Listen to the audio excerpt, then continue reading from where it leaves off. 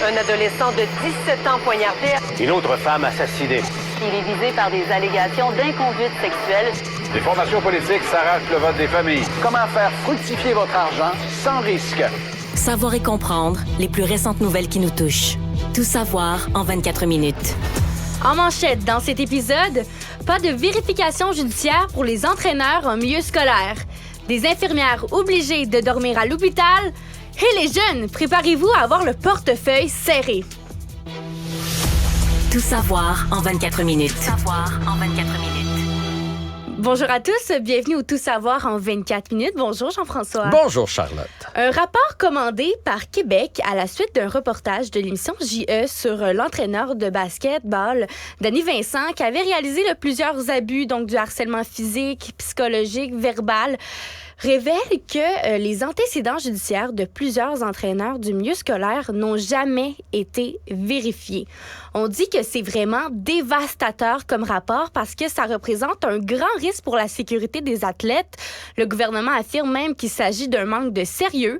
On apprend que des entraîneurs, notamment dans le basketball, ne sont pas affiliés à leurs fédérations respectives. Et ça leur permet de travailler avec des jeunes athlètes mineurs sans vérification.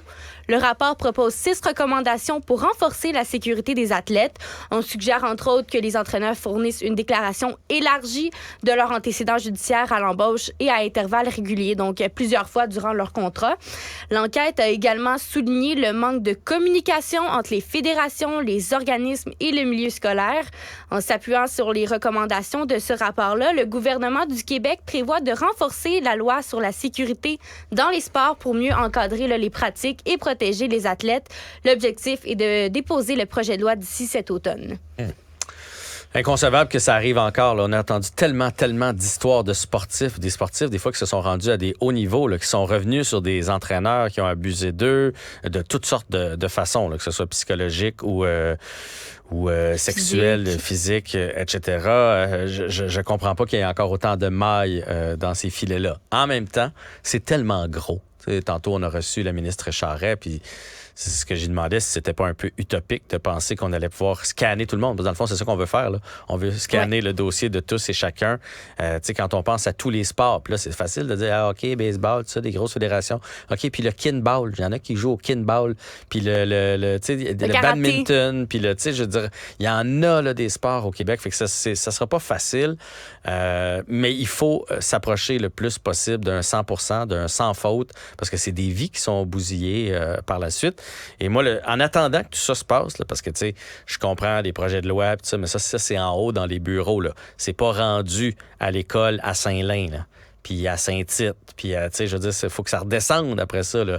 C'est bien beau, là, des grandes tables, puis des belles phrases sur du papier, mais après ça, faut que les babines suivent les bottines. Faut que ça se fasse. L'inverse, faut que les bottines suivent les babines. Entre-temps, moi, ce que je vous dirais, là, c'est parlez-en avec vos enfants. Donnez une couple de mesures. Dire, tu sais, ton entraîneur te fait venir dans le bureau, tu sais, ce genre d'affaires-là. Parlez avec vos enfants de, tu sais qu'il n'y a pas le droit de te dire t'es mauvais, t'es pourri, tu feras jamais rien dans ce sport. Tu sais, c'est des affaires qui se disent pas. Parlez-en avec vos enfants de dire si t'arrive ce genre de choses-là, viens me le dire. Je veux être au courant. Posez des questions si vous voyez que votre enfant revient de son sport puis qui est bizarre, qui a l'air d'être en train de perdre confiance, qui fait pas des bonnes nuits, que ça ne tente plus d'y aller ou peu importe. Fait que bref, des consignes, un suivi serré, c'est ce que vous pouvez faire en attendant parce qu'on veut pas que ça arrive, bien évidemment. On apprend aujourd'hui que des infirmières d'agences privées qui proviennent de régions éloignées sont obligées de dormir à l'intérieur de l'hôpital de Salaberry de Valleyfield entre des quarts de travail de 16 heures. La raison, le manque de recrutement local. L'hôpital a mis en place des chambres au 4e étage pour permettre aux employés qui habitent à plus de 50 km de dormir gratuitement, évidemment, entre 2 quarts de travail. Au cours de la dernière année, ce sont près d'une 50aine de personnes qui ont utilisé ces chambres-là. Mais on nous affirme que les chambres là, ne compromettent pas l'espace pour accueillir les patients. Les patients ont leur place également. Le syndicat des infirmières n'est pas d'accord avec le principe principe, il souligne qu'il y a des risques liés à des corps de travail aussi longs et il est inquiet quant à la sécurité des patients parce qu'il pourrait avoir des erreurs liées au manque de sommeil, à la grande charge de travail. Le Centre intégré de santé et des services sociaux de la Montérégie-Ouest, responsable de l'établissement, indique que cette mesure était nécessaire pour garantir les soins malgré le manque de main-d'œuvre. La situation reflète vraiment les difficultés de recrutement dans le secteur de la santé. Et malheureusement, l'Association des entreprises privées de personnel soignant du Québec prévoit que des cas similaires pourraient se multiplier prochainement parce que les infirmières quittent le public vers le privé et en plus de ça, elles ont l'interdiction de travailler dans la même région pendant 1 an. Petit rappel que le gouvernement prévoit d'abolir le recours aux agences privées d'ici 2026 au Québec. T'en penses quoi de la situation, Jean-François? Ben, c'est déplorable, comme plein de choses qui se passent dans le système de santé. Puis, tu sais, je me dis, à chaque fois qu'il y a une nouvelle comme ça, on essaie de redorer l'image pour que les jeunes veulent s'en aller en soins infirmiers, tu sais. Puis, quand il arrive de quoi comme ça, tu fais, hey, je peux pas croire qu'un jeune qui regarde ça a encore envie de dire hey, je vais faire des 16 heures point, je vais être obligé de dormir à l'hôpital. Non, ça m'intéresse pas. Fait qu'on dirait que chaque nouvelle comme ça vient nuire à tout le reste du processus qu'on essaie de mettre en place pour leur donner envie de s'inscrire en soins infirmiers. En même temps, je comprends là, que si tu arrives de l'extérieur, il faut que tu puisses dormir quelque part parce que sinon, c'est dangereux. Puis la pire chose qu'on veut, c'est qu'ils reprennent leur voiture à moitié endormie puis qu'il arrive quelque chose sur la route. Vaut mieux ça. Je me dis, est-ce qu'on pourrait pas trouver des chambres d'hôtel? Est-ce qu'on pourrait pas trouver... au moins sortir de l'hôpital? Quelque chose de mieux que d'aller dormir puis de revenir... Donc, travailler dans tu dors et tu travailles à la même place, là. Il n'y a rien d'intéressant là-dedans. Ça devient difficile. Ouais. Savoir et comprendre. Tout savoir en 24 minutes. On le sait déjà, le REM fait du bruit. Mais lors d'une récente visite du journal dans une tour à logement près du REM, en compagnie d'un expert en acoustique, il y a plusieurs constatations qui ont été faites. Savais-tu que plus que t'es haut, plus que le bruit est fort? Ben ouais. Donc, au 8e étage, ils ont enregistré un son d'environ 70 décibels. Au 12e étage, 72 décibels et au 22e étage, 100 décibels. Donc, le son dépasse le seuil de dangerosité de 90 décibels. Le professeur Philippe Aubert-Gauthier de l'UQAM a expliqué que le béton du balcon agissait comme un réflecteur du son amplifiant les niveaux sonores, en fait. Donc, le bruit du REM se propage dans l'air. Évidemment, les résidents sont pas très contents. Plusieurs envisagent des fenêtres coupe-son qui sont coûteuses ou des mousses acoustique pour réduire la réverbération du béton. Il y a même une dame qui affirme être sur le point de déménager, de casser son bail parce que le REM gâche sa retraite. Elle est constamment réveillée à 6 heures le matin. Pour les prochains immeubles près des voies du REM, plusieurs suggèrent de repenser la construction et tout ça soulève des débats sur la planification urbaine axée sur le transport en commun et la qualité de vie des habitants. Et pour continuer à attirer du monde dans ces quartiers près du REM, des mesures pour réduire le bruit pourraient être nécessaires. Je comprends pas qu'on n'ait pas pensé au bruit. On a pensé à plein de choses, mais je veux dire, c'est pas la première fois qu'on entend parler du bruit. Je comprends pas que personne se soit interrogé sur le bruit. Moi, je suis très sensible au bruit. Il y en a, on dirait que ça dérange moins que d'autres, là. Fait que moi, je peux comprendre quelqu'un qui fait « Moi, je vais déménager parce que c'est pas supportable, ce bruit-là. » Surtout si, dans l'article, on parlait d'un penthouse. Tu t'es payé le penthouse de ton immeuble, donc c'est probablement un appartement qui a coûté quand même... Tu t'es fait plaisir. Tu t'es fait plaisir, ça a coûté assez cher. Et finalement, c'est toi la pire de l'immeuble. Ouais. Ou le pire de l'immeuble. Dans ce cas-ci, c'était une dame. C'est là où le son est le plus fort. Puis si dans votre rue, il y a déjà eu des travaux, vous savez ce que c'est, là, se faire réveiller par une pépine ou se faire réveiller... Mais là, tu regardes, tu es un peu en maudit quand tu te lèves le matin, tu fais « Bon, ils vont en avoir pour une semaine. Là. Après ça, ils vont s'en aller, les travaux vont être finis. Je vais retrouver ma quiétude. » Mais là, dans ce cas-ci, c'est pour toujours. Constamment. Là. Constamment, le REM. Fait que je veux dire, j'imagine, on le fait souvent le long des autoroutes. On voit ça sur les autoroutes. Puis là, il y a des grands murs qui permettent de cacher le son pour les maisons, les appartements autour. J'imagine qu'il y a possibilité de faire quelque chose avec le REM aussi. Je suis juste vraiment surpris qu'il n'y a pas personne autour de la table qui a fait « Va-tu faire du bruit, ça, au point où les gens ils vont être fâchés après le REM? » Pas vérifié. Dans le fond, c'est un peu ça qui s'est passé. Ouais. Tout savoir en 24 minutes. Aujourd'hui, 19h30, Donald Trump se rendra dans une prison de la Géorgie pour ses empreintes et la fameuse prise de photo mugshot. Le shérif du comté de Fulton a affirmé que peu importe le statut de la personne, sa photo sera prise. On se rappelle qu'il est accusé d'avoir tenté de renverser les résultats de l'élection présidentielle de 2020 en sa faveur. L'espace aérien au-dessus de la prison sera également fermé à partir de 18h45. Trump doit répondre à 13 chefs d'inculpation et tout au long de la journée, des partisans se sont rassemblés devant la prison en attendant son arrivée avec des drapeaux. Déjà, 9 de ses co-accusés se sont présentés, dont Scott Hall et John Eastman. Les 8 autres ont jusqu'à vendredi pour se présenter. Trump dénonce les poursuites judiciaires. Il s'agit, selon lui, d'une vraie chasse aux sorcières, aux motivations politiques. Il a l'intention de ne pas plaider coupable lors de sa comparution. Le procureur du comté de Fulton a également demandé à ce que le procès débute le 23 octobre, mais l'avocat de Trump est opposé. D'ailleurs, Trump a pris la décision de changer d'avocat seulement quelques heures avant de se rendre en Géorgie. Hey, ça va parler que de ça ce soir. Il va y avoir que ça aux nouvelles dans les différents postes. On va avoir vraiment la photo, là. On va avoir la photo de prisonniers. Là, Normalement, oui. De prisonniers, ça ne veut pas dire qu'il faut avoir de la prison, mais la fameuse photo là, qu'on est habitué de voir donc, de Donald Trump. Et ce que j'entendais en m'en venant ici, c'est que il va s'en servir de tout ça. Il veut que ce soit télévisé. Il veut qu'on le voie. Il va se servir. Ça y fait plaisir, à la limite, de mousser sa candidature comme ça, de continuer à jouer à la victime. Il sait que pendant ce temps-là, il ramasse du financement. Il ramasse même des fans. Il ramasse des électeurs. Mais quand tu t'arrêtes 2 secondes à penser que ce gars-là pourrait peut-être gouverner les États-Unis, donc tu pourrais avoir sa photo de président et sa photo d'accusé, un à côté de l'autre. Ouais. C'est troublant dans un pays comme les États-Unis. Puis il reste aussi très bien de faire la promotion avec cette fameuse photo-là, là, des chandails, des tasses, comme plusieurs autres l'ont fait. Donc, ouais. Hier, on a appris la présumée mort du chef du groupe Wagner, M. Prigojine. L'avion dans lequel il se trouvait s'est écrasé en Russie, près d'un village au nord-ouest de Moscou.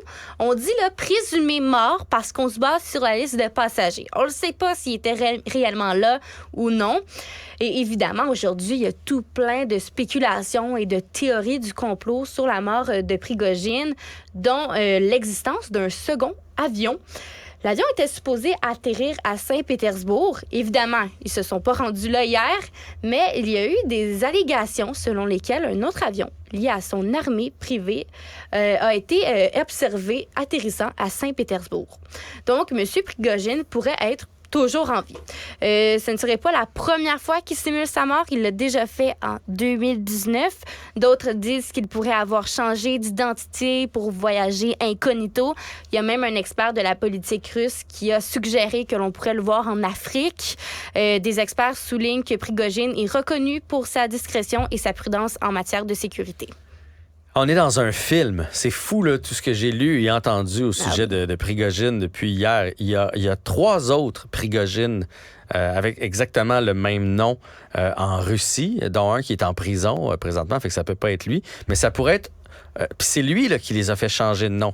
Donc, il a pris des gens, puis il a dit, toi, tu vas t'appeler pareil comme moi, toi, tu vas t'appeler pareil comme moi. Fait que comme ça, ça lui permet de garder justement un certain anonymat, de se rendre à des endroits où on pense qu'il est là, mais c'est pas lui qui est là. C'est complètement fou, cette histoire-là.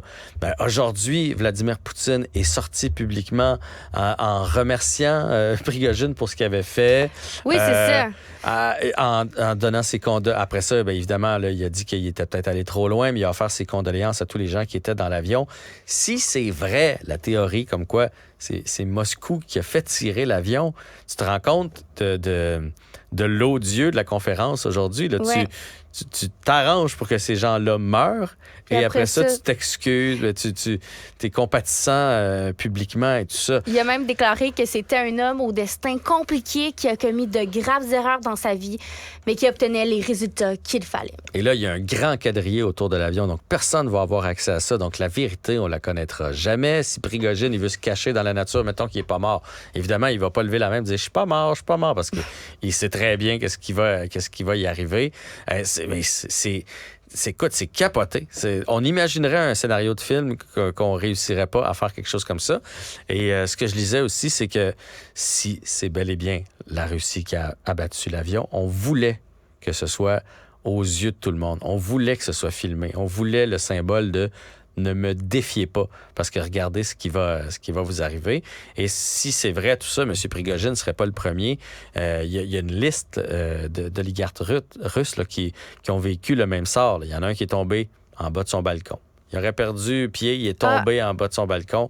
Il y en a un autre que c'est en bas des escaliers. Bref, il arrive beaucoup d'accidents. On va dire ça comme ça, lorsqu'on s'en prend à Vladimir Poutine. Mais ce dossier-là n'a pas fini de faire jaser et j'aimerais vraiment être dans les coulisses, là, être un petit oiseau pour connaître les tenants et les aboutissants de tout ça. Là. Et peut-être que Prigojine a réussi à déjouer Poutine puis que c'est vrai qu'il y a un deuxième avion et tout ça. Là. C'est tordu comme histoire, vraiment. Économie. Génération Z et Génération Y, préparez-vous à avoir le portefeuille serré dans les prochains mois. Selon une analyse récente de la banque RBC, les Canadiens âgés de 35 à 44 ans et ceux de moins de 35 ans sont en situation précaire. Donc, ils ont des dettes alarmantes, beaucoup plus élevées que leurs revenus. Pour vous expliquer un peu la situation, là, on va faire un petit retour à l'arrière. En 2009, le ratio de dette par rapport aux revenus pour la tranche d'âge de 35 à 44 ans était de 150 %. En 2023, tout âge confondu, le ratio est de 184,5 %, alors qu'au dernier trimestre, il était de 181,7 %. On dit que la hausse rapide des taux d'intérêt est une source vraiment de préoccupation.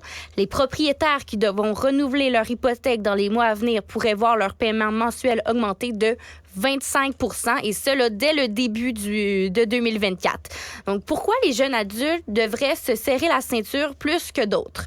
La banque RBC nous explique que les baby boomers ont accumulé des investissements. Tu m'entends? Alors que les jeunes ont un revenu OK, c'est beau, c'était moi qui n'étais pas correct sur ma console.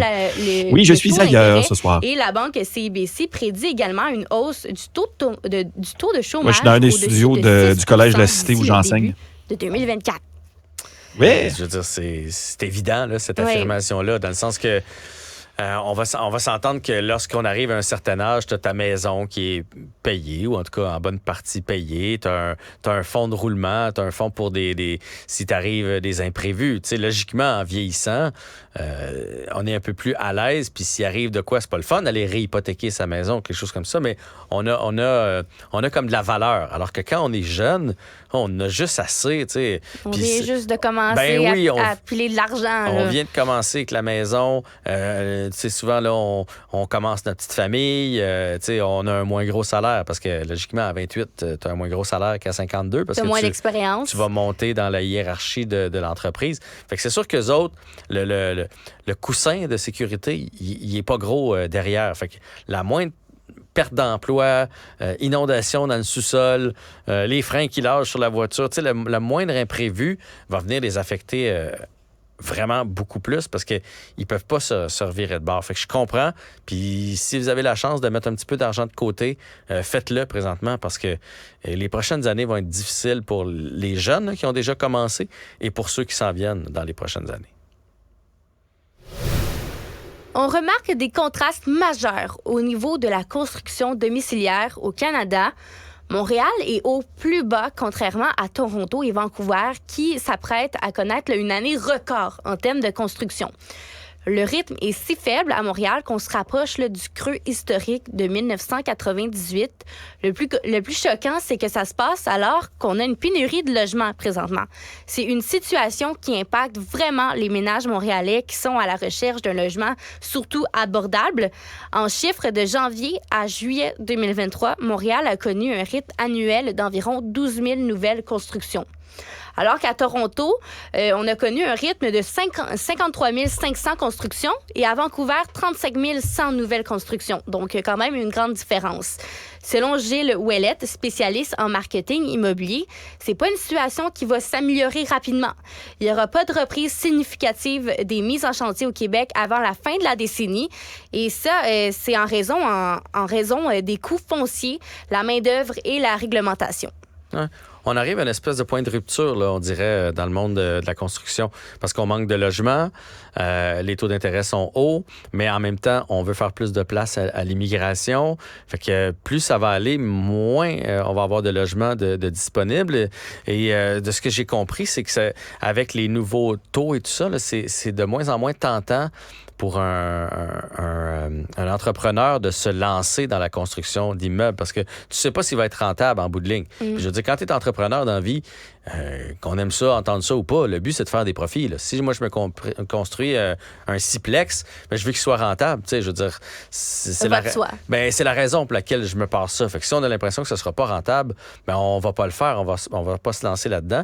Et l'autre truc, c'est de plus en plus difficile d'avoir du financement. Tu sais, là, je peux pas te donner exactement les braquettes, là, je suis pas spécialiste là-dedans, mais mettons que tu voulais avant ça te partir un projet à 1 million, puis là, tu vas dire c'est beaucoup, mais un triplex ou un sixplex, ça va assez vite, ça te coûte 1 million avec le terrain et tout. Mais avant ça, tu avais besoin de tant de pourcentage du cash down pour pouvoir partir la construction. Et là, on a resserré les règles, donc c'est vraiment plus difficile aujourd'hui pour les entrepreneurs de partir. Fait que là, on rentre dans un cercle vicieux. C'est plus difficile, on n'en part pas, il n'y en aura pas. Et là, c'est une roue qui va tourner. Puis on va devoir s'y pencher rapidement si on veut pas avoir trop d'itinérance et de gens qui manquent de logement. Actualité. Tout savoir en 24 minutes.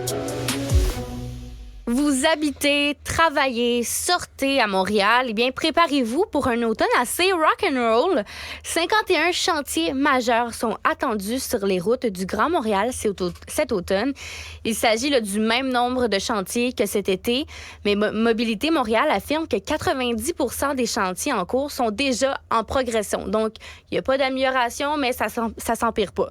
Il y a vraiment des zones clés qui ont été ciblées pour les travaux. Donc, l'échangeur Saint-Pierre, le pont Honoré-Mercier, le centre-ville, l'autoroute 13 Nord. Et ils affirment qu'ils vont faire des efforts pour minimiser la fermeture simultanée des routes majeures. Encore une fois, le ministère des Transports et de la Mobilité durable encourage les résidents à prendre le transport en commun, notamment le REM, pourquoi pas. Mais c'est un peu le même message là, qu'on nous a dit tout au long de l'été. Prenez le transport en commun, allez pas sur les routes. Donc, ça change pas vraiment. Ah ouais, puis on le voit déjà, le trafic. Tu sais, moi, hier, là, pour partir, aller prendre le pont Jacques-Cartier, là, surtout que là, il y a encore des rues piétonnières à gauche puis à droite, puis on dirait que chaque bout de rue a son chantier présentement. Puis là, on parle de petits chantiers. Aujourd'hui, là, ce qu'on annonçait, c'est des plus gros travaux. Donc, ça va faire mal lors de la rentrée scolaire, là, quand tout le monde vraiment va être revenu sur les routes. Puis en même temps, comme nous disait Antoine Joubert l'autre fois, bon, on sent qu'il y a des chantiers que personne dessus. Il y a plein de cônes. Puis il n'y a personne qui y travaille. Tu sais, des fois, on fait comme, ben mettez ce qu'il faut, puis fermons-en un pour qu'on puisse circuler allègrement. En tout cas, tenez-vous au courant parce qu'il va y avoir, dans certains cas, des gros tronçons complètement fermés, là, des fins de semaine ou des nuits. Puis ça, il n'y a rien de pire que d'être pris là-dedans ou d'avoir pensé prendre ce chemin-là, puis que finalement, ce soit complètement fermé. Merci beaucoup, Charlotte. C'était Tout savoir en 24 minutes.